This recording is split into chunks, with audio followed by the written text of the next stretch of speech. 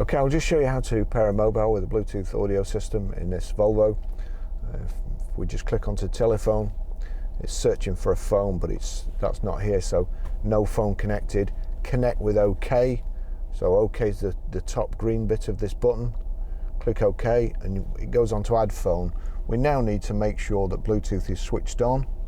So that's it, Bluetooth on. Click OK, the top green bit, to add phone. Make sure your Bluetooth phone is in discoverable mode. It is.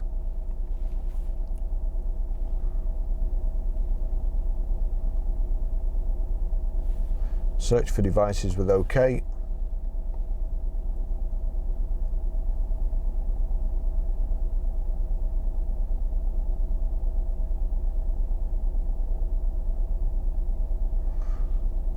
Just thinking about it, it's picked up my phone there.